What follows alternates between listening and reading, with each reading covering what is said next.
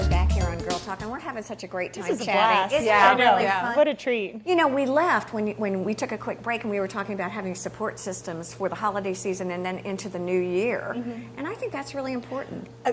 I think communication is such a big deal, and this is something I really have to work on, because I have a tendency of having that expectation, like, Deb, you should be able to do all this yourself, and don't ask for help, don't ask for help, don't ask for help. I'm okay, I got it. And then all of a sudden you reach that brick wall, and you're like, I can't do it. But if I had just asked a couple of weeks ago, or whatever the time frame is, I know that Daniel would, there's help there. He'd be there, and I know other people would be there, and does it make sense to try to, you just have to kind of take a step back, but I don't know why it is that you feel like if I can't do it all myself, like I'm a loser, I'm a failure. Because I think there's that kind of pressure, don't you think? I mean, I think there's a level of pressure when you see everything on social media or people you know that seem to be executing it flawlessly, then you think, well, I should be able to do it too. You know what it is? Those dang Bravo shows, too, where people do it, but they have a team of people behind the scenes that are making this work. But don't you think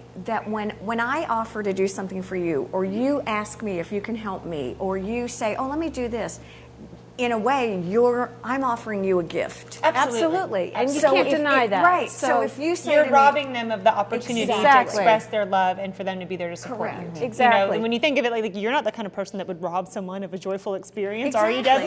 Right. And So ask for simplify something things. help, That's the truth. you know, But it that's is. the It's a truth. gift. Yeah. Exactly. And simplify. It's so important to simplify. We don't need to have everything, Have a bunch of people over and go Christmas caroling. What a great memory you're creating, and it doesn't call for a banquet, you know? Or order Chinese food. It's more about the people and connecting with them than it is about everything being perfect. Well, I think you had said, too, before we were taping about just ordering that pie, or just Well, don't worry about the whole from scratch and everything that you've got to create. Well, you can keep your eye on the prize. The prize is connecting with the people that you love and letting people that you love know you love them, making memories, sharing in traditions. Like, that's really what matters. So whether the pie is from scratch or store-bought, does it really then? But when you get overwhelmed, your brain will tell you crazy things. Exactly. You know, like it hinges on the pie, and everyone's Christmas will be ruined if you don't make it from scratch. That's right. You know, so and that's where your help comes in. That's when your friends, they got to talk you off the ledge sometimes.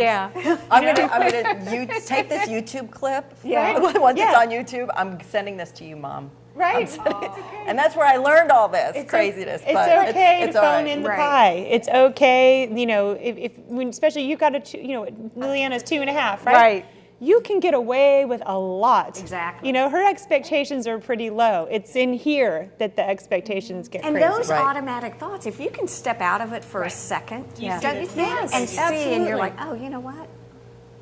You just celebrated an anniversary not so long ago, a few weeks ago. We did. What reminded me of it is we were talking about Facebook and social media, and sometimes that's the best part for me, is looking at pictures of other people's holidays and traditions and things like that. Yeah, we just enjoyed a nice dinner, and it was just great to talk, to get away and have a dinner where it was like, and again, no offense to our precious girl, but you need a break. Right. Yeah, it was really nice to get the sitter and, like you said, be able to talk uninterrupted. Which is awesome. As a mom of 2 little girls right now, moving forward within the new year, do you try to kind of set some, I hate to say resolutions, but... No, and I kind of feel the same way about goals, too, because it's such a loaded word. Right. You know? But no, I definitely, at the end of the year, I always take some time out.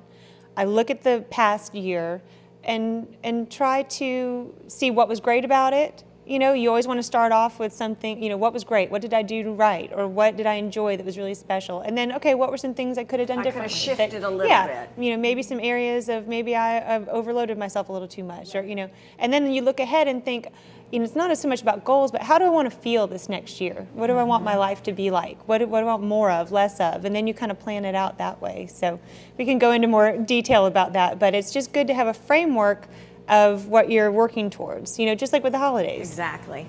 I really like that. I like the concept of framework and putting things into not into a box, but a kind of a dynamic, movable piece for the year. And that's something that you're moving towards. So, and then you've got a reference for, when it's 3 months into the year and you're off track, what did I really want for myself this year, and how am I doing on that path? And on that note, we're going to take a quick break. Be right back here on Girl Talk.